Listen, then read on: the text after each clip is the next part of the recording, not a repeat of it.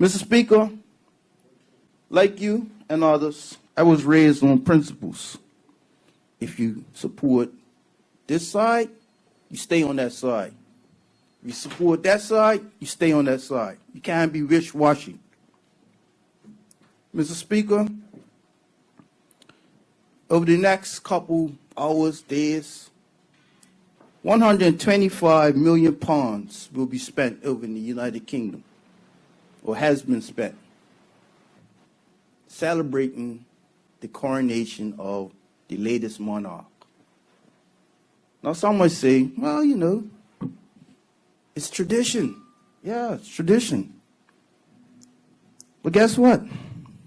The British government would spend that money in a heartbeat.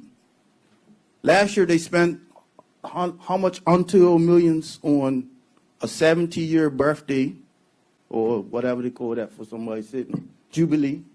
And they spent more money on a funeral, right? All for one family. But not one dime is going to the people that's been enslaved. Not one dime is going to the people whose land has been taken from them. Mr. Speaker, this thing called anecdotal evidence and things called real evidence. There's this newspaper of note from Manchester called The Guardian. They have a habit of doing series, fact-finding. And on April the 6th, they published this.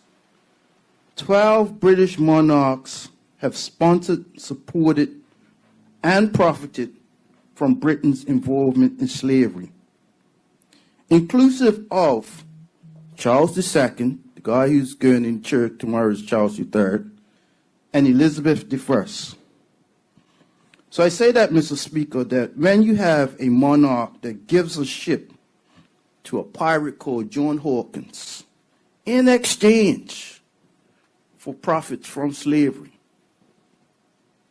how do you respect that institution, Mr. Speaker? Slavery that killed black people, slavery that committed genocide around the world. How do you respect that institution, Mr. Speaker? Are we suffering from Stockholm syndrome?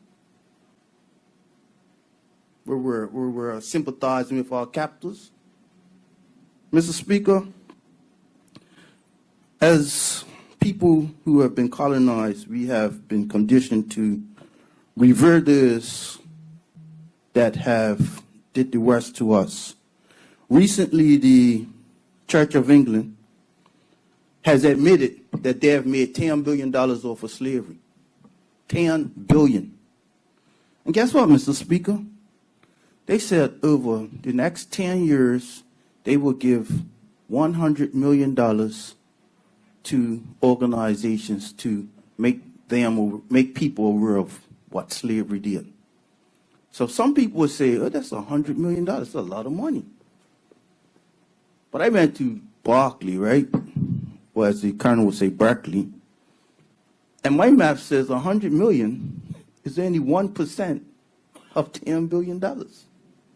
So we have the Church of England made $10 billion off of slavery and is willing to give up 1%. Not even 10% like the tithes, right? 1% over the course of 10 years. So that's only the interest. So I say, Mr. Speaker, in closing, I was brought up on principles. There is no way I am going to stand here in this house and say congratulations to anybody who's product of enslaving millions of people.